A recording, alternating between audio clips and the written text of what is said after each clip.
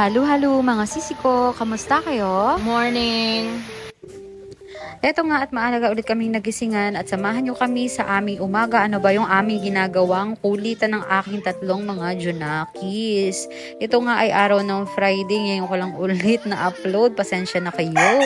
O, diba may tumitila pang mga manok. At ayan na nga, nagsisimula nga kami dito sa aming kwarto. Ayan, babangon kami. Siyempre si nanay tutupiin ang mga kumot habang nangungulit ang tatlong bata. O, pero napakasaya naman talaga pag naka-work from home si mama. Hala, mukhang kawawa yung baby girl ko, hindi makaakyat. At ayun na nga, syempre nagbibigay muna ako sa kanilang time dito sa kwarto. At after nun, bababa kami. Oh, nakikisabay pa ang manok, pasensya na. Sarap talagang tinulahin ito. Talagang pag ako'y naka-work from home tulad ngayong araw, ay ako na may tuwan-tuwa dahil mayroon akong oras dito sa mga batang ito.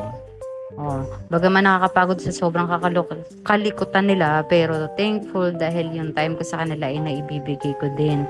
Alam niyo po, as parents, siya naman ang talagang pinaka-importante. Hindi lang yung mga material na bagay, kundi yung time din talaga na naibibigay mo sa kanila at mismo ikaw talaga yung nag-aalaga sa kanila. Minsan nakakapagod, oo, pero yun talaga ganun talagang pagiging magulang, maraming sacrifices. At sa punto nga na ito ay piniprepare ko yung kanilang pwedeng ulamin o kainin ng umagahan. O, di ba? Si Lucas talaga namang cellphone agad. At ito nga, naisip ko itong natirang ulam kagabi na ano to, yung pakbet, ginisang gulay, kaya naman iniinit ko para ipaulam ko sa kanila. Napakasarap din kasi na tong gulay na to. At maswerte din kami sa mga batang ito dahil sila nga ay nakain ng gulay. Hindi mo na kailangang pilitin pa. Magana sila sa lahat ng klase ng ulam. At eto nga, mga tulalay muna kami ngayon dahil nga ayaw pa daw nilang kumain, kaya kulitan muna. Dahil medyo maaga pa nga ito, 6:00 pa lamang ito ng hapon, ay ng umaga, pasensya na. Pero pansin mo, ang taas na ng araw. At eto nga, sinabihan ko si Lucas na sige kausapin niya yung camera, mag-video sa sarili niya, oh. 'Di ba? Marunong na rin siyang mag-video. Oh, kulit-kulitan pa sila ng kanyang kapatid. Oh, dance. Healthy po talagang aking mga anak, kaya naman ako ay lubos na nagpapasalamat sa ating Panginoon.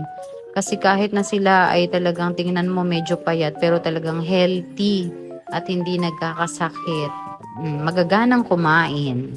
Siguro naman na lang talaga yung kanilang katawan sa kanilang papa. Kasi kung mapapansin nyo, ang kanilang mamay mataba. Pero ganun talaga, mas maganda na yan, healthy kaysa sa yung mataba.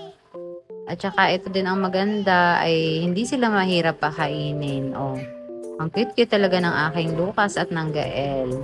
Yan, sayaw-sayaw nga kami. Ayan, at naisip ko, sabi ko nga, exercise muna kami.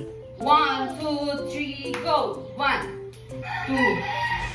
O, diba? At talaga namang enjoy na enjoy sila sa kanilang pag-eehersisyo kasama ang kanilang mama. At sa punto nga na ito ay pumunta kami sa labas dahil gusto namin bumili nga ng pandesal kasi parang hindi talaga kumpleto ang umaga pag walang pandesal. So, doon nagtatapos ang aming umaga kasi after nito ay nagtrabaho na si mama. So, thank you for watching, babush!